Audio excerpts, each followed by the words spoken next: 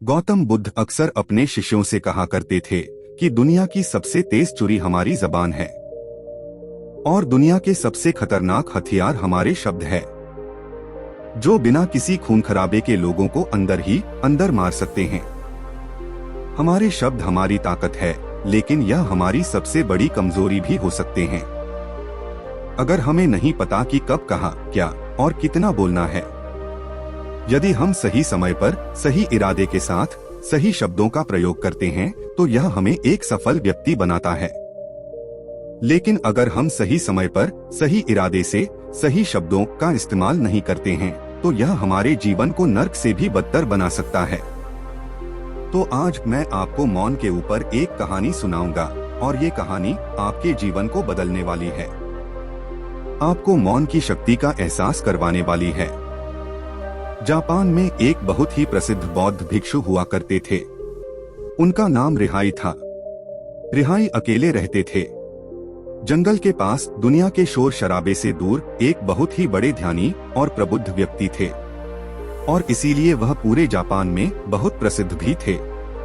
दिन एक राजकुमार रिहाई के पास आया और बोला, प्रिय भिक्षु, मैं हमेशा थका हुआ, निराश और परेशान महसूस करता हूँ। मेरा मन बहुत अशांत रहता है, हालांकि मेरे पास सब कुछ है, दौलत, शोहरत, सुख सुविधाएं जो हर व्यक्ति चाहता है या पाने की इच्छा करता है, लेकिन फिर भी मेरे अंदर इतनी अशांति और चिंता क्यों है? रिहाई ने कहा, इस प्रश्न का उत्तर तुम जानते हो, बस तुमने कभी इसकी तलाश नहीं की। रिहाई ने आगे कहा, मैं एक प्रयोग करना चाहता हूँ। इस प्रयोग के बाद तुम्हारे जीवन में किसी भी तरह की अशांति और चिंता नहीं रहेंगी। यह सब सुनकर राजकुमार बहुत हैरान हुआ। उसने रिहाई से कहा, बताइए मुझे करना क्या है? अपने मन की शांति के लिए मैं कुछ भी करने को तैयार हूँ, एकदम शांत स्वर में उत्तर दिया। अगले 10 दिनों तक तो मेरे आश्रम में रहोगे और एक सामान्य व्यक्ति की तरह अपना जीवन व्यतीत करोगे और इन 10 दिनों तक तुम एकांत में अकेले मौन बैठे रहो। राजकुमार भिक्षु की बात से सहमत हो गया। पहले दिन राजकुमार को लगा कि उसका मन सामान्य से अधिक अशांत और विचलित है। उसके मन में तरह तरह के प्रश्न उठ रहे थे और वह आम लोगों की तरह जीवन जीने में असहज महसूस कर रहा था।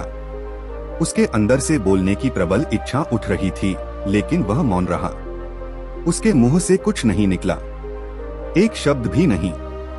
वह बस चुपचाप बैठा रहा, लेकिन रात होते होते उसे अंदर ही अंदर शांति का अनुभव होने लगा।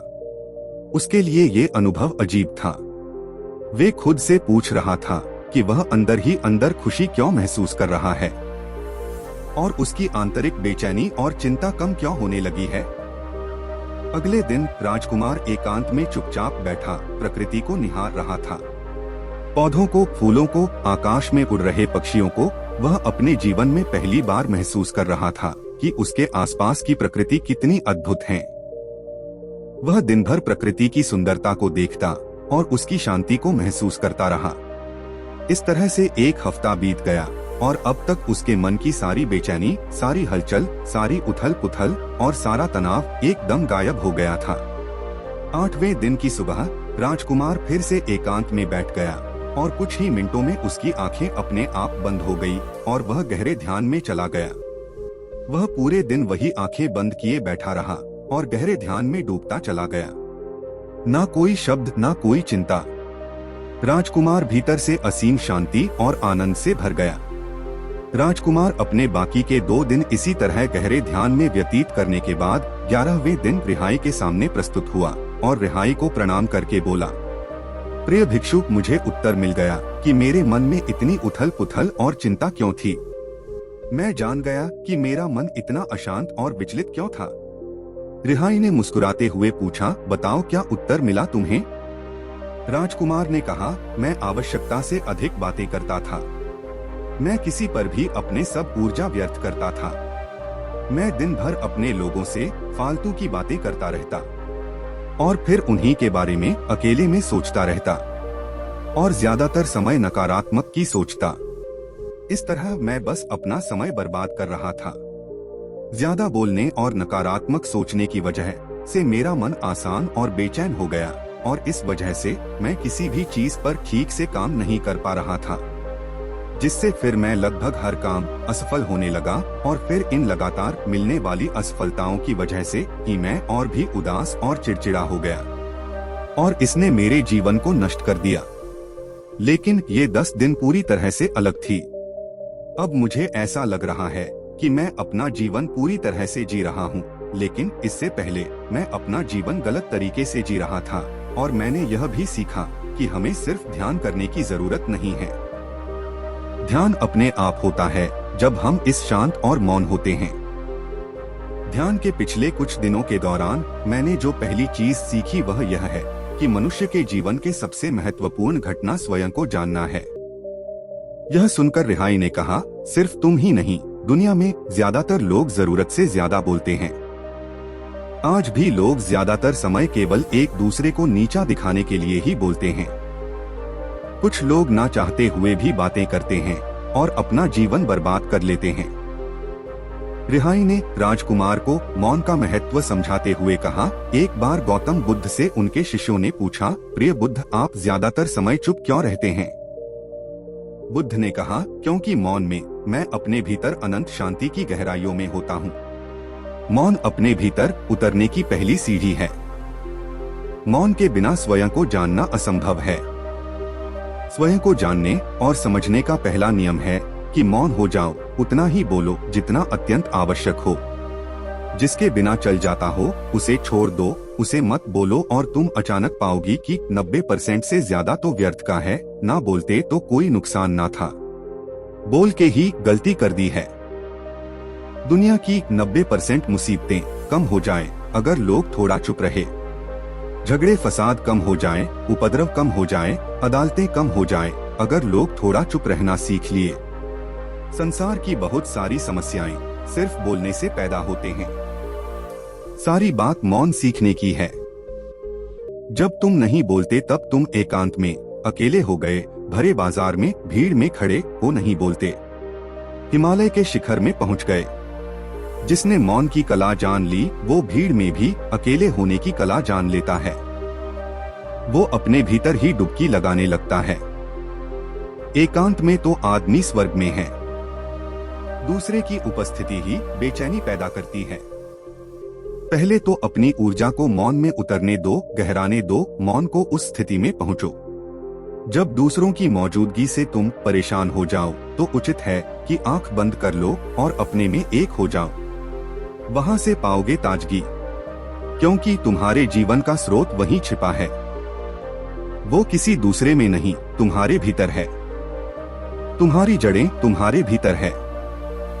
आखिर कौन तुम्हें तुम्हारे भीतर लेकर जाएगा? कोई नहीं। तुम्हें स्वयं ही अपने भीतर उतरना पड़ेगा। इसीलिए अपने भीतर जाओ, वही जीवन का वह स्रोत है। आनंद वहीं से जन्म हुआ है, वहीं मौत में डूब जाओगे।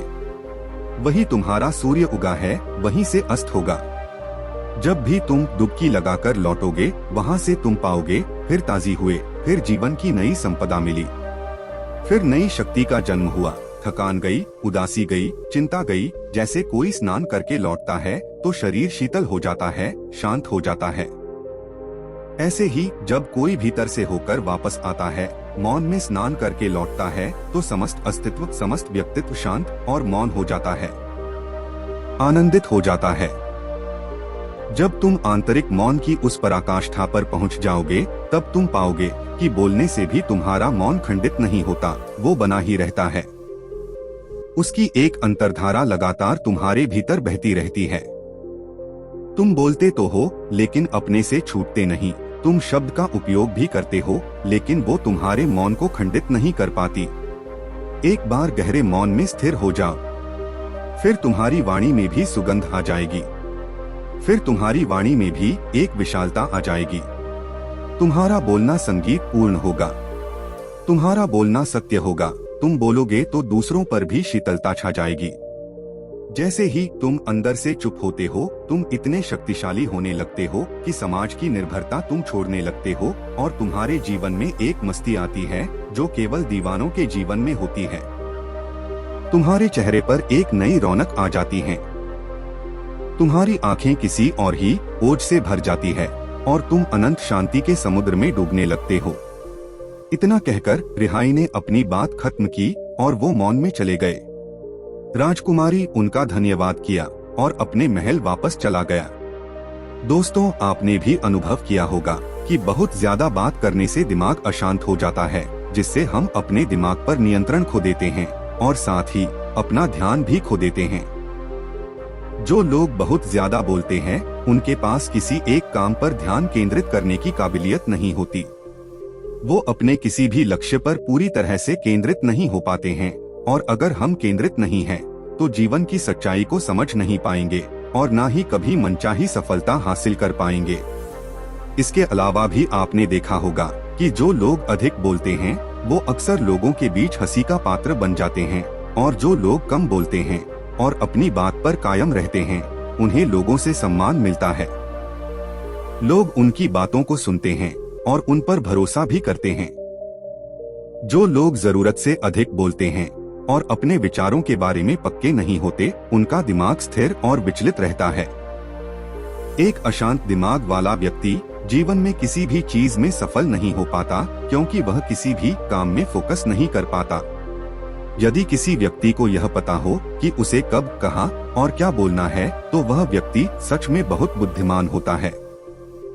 और ऐसा व्यक्ति जहां भी जाता है, उसका व्यक्तित्व आकर्षण का केंद्र बन जाता है, और वह जो कुछ भी करता है उसमें सफल होता है।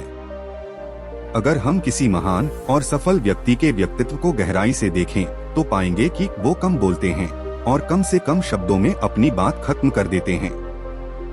वो बोलने से पहले वो चीजों और जिसके बारे में उसे बोलना है, उनके बारे में गहराई से सोचते हैं। लेकिन जो लोग बहुत ज्यादा बोलते हैं, बहुत बार वह झूठ भी बोलते हैं और अपनी बातों से दूसरों के मन और विचारों पर कचरा डालते रहते हैं। वो ज्यादातर समय दूसरों की बुराई करते रहते हैं, इसीलिए उनके अपने भी उनसे नफरत करने लगते हैं और उनसे बचने की कोशिश करते हैं। मौन से धैर्य आता है, धैर्य से ध्यान, और ध्यान से हम अपने जीवन के बारे में जागरूक हो जाते हैं। इसीलिए अगर हम ज्यादा बात करते हैं, तो हम मौन को खो देते हैं, जो मन की शांति का पहला स्तंभ है। दोस्तों, आज से हम भी मौन का अभ्यास करते हैं। आज से हम भी वही बोलेंगे जो जरूरी है, और हम कोशिश करेंगे कि कम से कम शब्दों में अपनी बात खत्म करें, और हो सके तो कोशिश करेंगे कि रोज कम से कम 30 मिनट एकांत में चुपचाप बैठे। और मुझे पूरा विश्वास है कि इससे हम सबके अंदर एक सकारात्मक बदलाव जरूर आएगा। इसी के साथ इस वीडियो को खत्म करते हैं। मुझे उम्मीद है कि आपको इस वीडियो से काफी कुछ सीखने को मिला होगा। धन्यवाद।